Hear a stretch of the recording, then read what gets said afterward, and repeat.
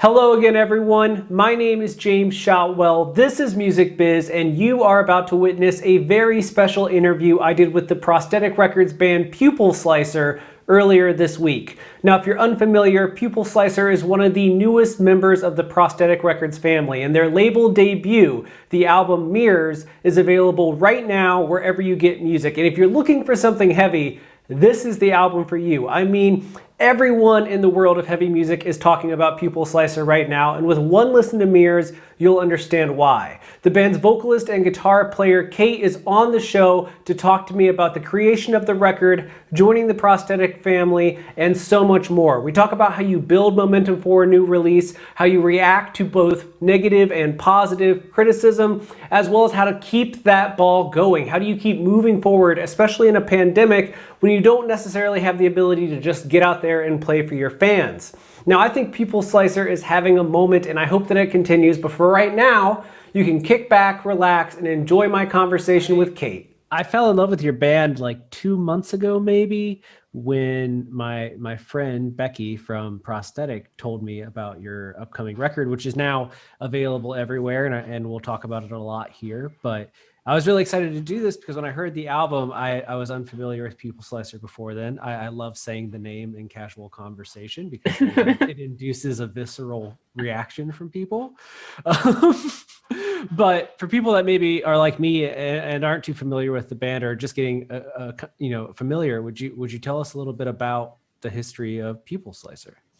Yeah, we're sort of we're Pupil Slicer. We're like now, as of now, like the final vision of Pupil Slicer and what we want to be is like sort of mathcore, grindcore thing with like weird experimental bits chucked in, like a bit of electronic stuff, a bit of post black metal, a bit of post rock, sort of like not putting too many boundaries on ourselves. I think a lot of the bands that we look up to, like Converge, Dillinger Escape Plan,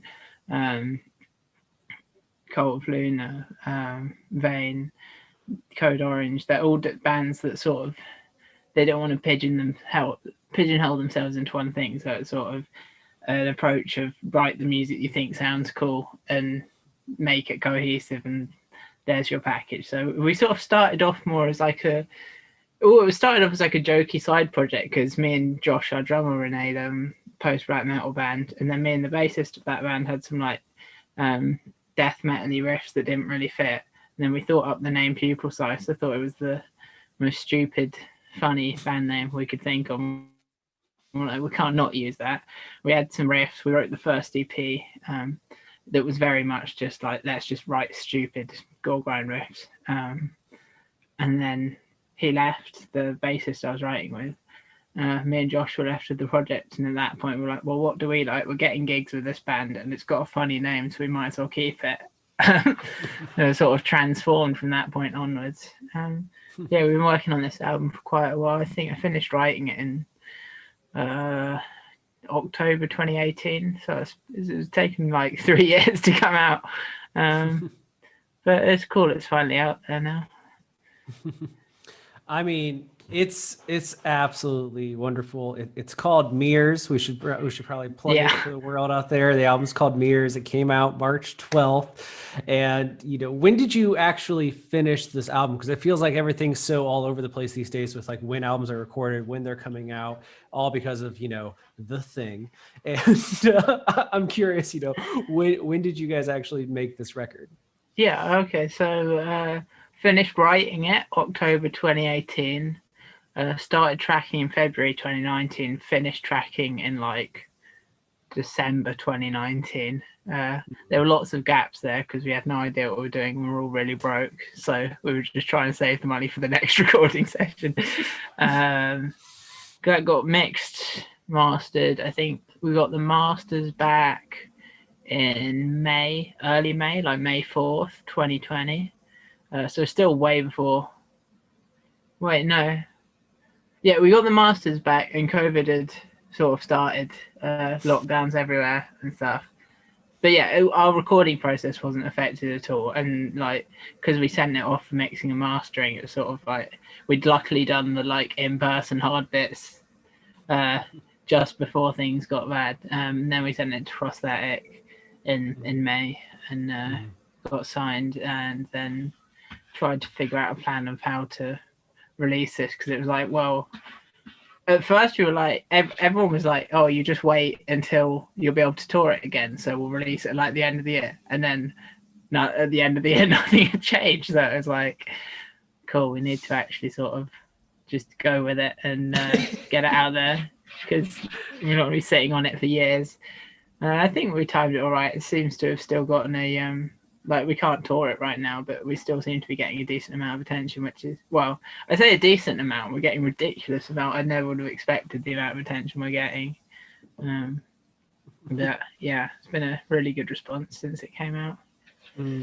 I've been watching, something I love about especially bands putting out their first record with Prosthetic. There's always like a really cool discovery curve where Prosthetic knows it's cool. They tell all of us, the people that they're close with, how great a band is, and you start to get the word out there. But I saw, on Twitter not long ago, I remember you posted that Trevor from the Black Dahlia Murder, I think, followed your account. Yeah. Like, this is a sign we've made it.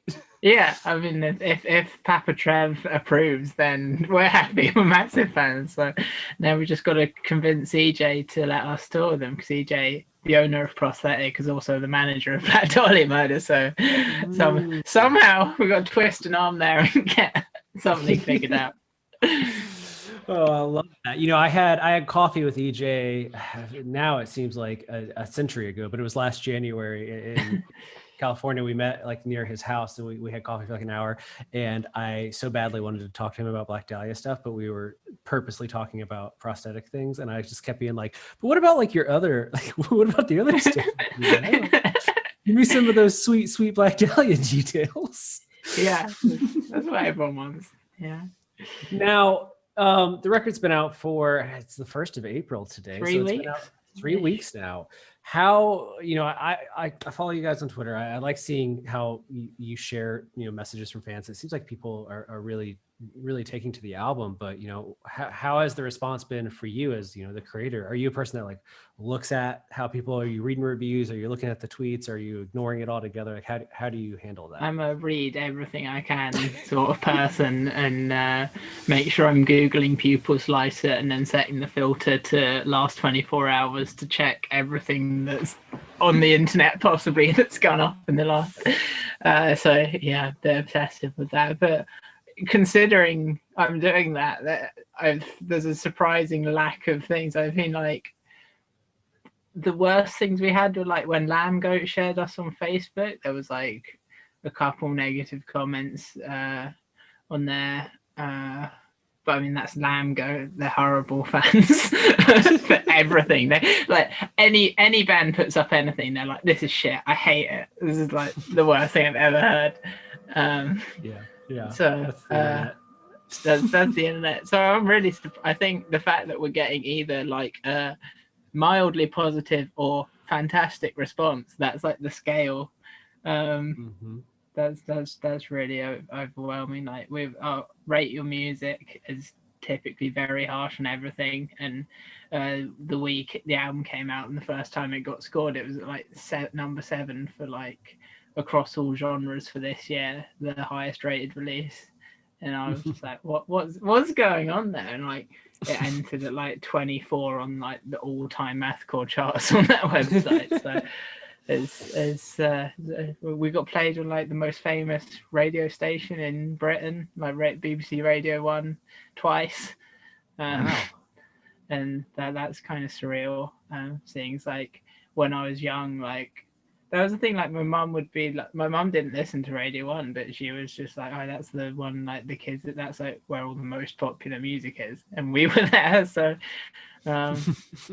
yeah, we've had like Kerrang, Metal Injection, Metal Sucks, Metal Hammer. We're in Revolver magazine and Metal Hammer this month. I think we're on the cover of Revolver magazine, like our name, the Pupil Slicer, on the cover of Revolver magazine, and that's a quarterly, which is insane.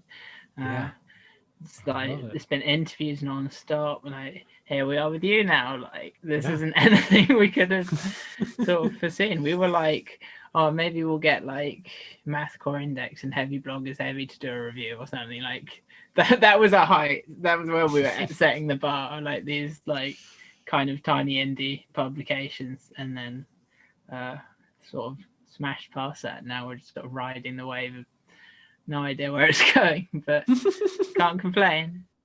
I love it. I love it. And people seem to be, supporting the band, picking up the record. I've seen a lot of posts of people sharing the vinyl. It's beautiful. Yeah, we've got 12 copies of the first pressing left now, as of speaking, out of the first 1,000. And originally we pressed 250, and then Steve at Prosthetic kept being like, "Oh, we've sold one of those. I'm just making the order bigger," and he kept making the order bigger, until because we had like it had like been scheduled to get pressed at a certain point, but until then he kept just increasing the amount in the order, and it ended up being like 500 of one color, 500 another as the first pressing, which is insane. We've got the second pressing going on sale tomorrow, so that'll be on sale when this airs probably. That's so good. And I've caught up in this too, because I did not pre-order the record before it came out, and then it came out, and I was like, oh, if nothing else, I'll buy like a shirt or a sweatshirt or something. And then I went to find the merch, and it's like all sold out, and I was like, damn, they're just like people are buying Pupil Slicer stuff. People are buying Pupil Slicer stuff. Yeah, we've got some leftovers from that first merch run because I didn't read the invoice correctly and ordered the wrong sizes of some of the shirts. So we've got like 10 long sleeves going up tomorrow. Amazing. And then we've got a range of shirts going like this. I don't know if you know the band Sectioned. But their vocalist is a tattoo artist, and he's like done a sick design for us. So that's like a collab sort of thing we're doing, and that's going up for pre-orders next week. So over the next month, you'll be able to get those shirts. That's so great. But yeah, it's sort of all we couldn't have expected this response. It's like we've sold out the first 2 tape variants as well. That was 100 tapes gone there. So. As a person that used to make cassettes, I understand how hard it can be sometimes to move cassettes. Well, to compare that, like we put out our last split on cassette. That took us a year and a half to sell all 20 copies of it we had. We were trying our hardest. We were selling them at gigs and stuff. Yeah, a year and a half. And then the first run of cassettes for the album had sold out before the album came out when they were on pre-orders, and we were like, oh cool. Like the day it came out, the guy was like, do you want me to put up a second run of another color? And we were like, okay, cool. I guess they sold, so why not? So great. So here we are. Now this is the new predicament I assume you find yourselves in, which is people are loving the record, they're buying the record, they're buying the merch, they're really excited, and I assume that you're a lot like us here in the States, where it's like your hands are tied, you can't really get out there and perform just yet. So are you having conversations that are like, how do we keep this ball rolling? How do we keep this excitement going? So at the moment the plan is, I think May 1st we're going into a studio to record a sort of live set, filmed live set, and we'll do funky lighting and try and make it all cool just to have some kind of content. I guess we're just continuing to work on the second album as well, but that probably won't be for ages. It's really hard to figure out ways to keep it interesting, I guess. Playthroughs, but everyone's done in the pandemic, everyone's already done all the things you can do from home to like make it interesting. Like people are tired of seeing playthroughs, but I guess our stuff's more technical, and like there'd be more, I assume more like musicians would be into our stuff than like a comparatively more accessible band, just because it's more technical. So hopefully you do some playthroughs, at least that's something to keeping the fans going over. And we've just got to find stuff. Maybe we'll record the live set and then release that as like a limited cassette. Oh yeah, there you go. There you go. Trying to spitball like this. I love it. I saw a band the other day, a pretty technical band did their playthrough, and then they kind of pushed it as a contest, and it was like ask their fans to be like, somebody record yourself doing this, and like if one who gets closest will like give a prize to or something to like build that up. Plus you get all those fun fan videos of people. That sounds sick. Yeah, we've had a couple. Struggling. That was insane. Like when the first time someone was like trying to learn one of our songs and like posted a cover of it, and I was like, why have you learned this thing I've written? Why do you care this much?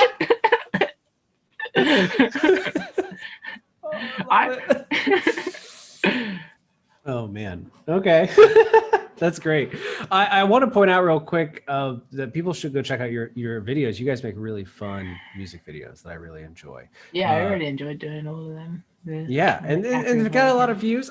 The second one, I'm going to screw this up. Is it interlocutor? How do I say that? I think it's interlocutor. Interlocutor. Yeah, there's some song titles where I'm just gonna say I like it. But both videos are really good. But that second video, that more recent one, it's so cinematic. I just love it.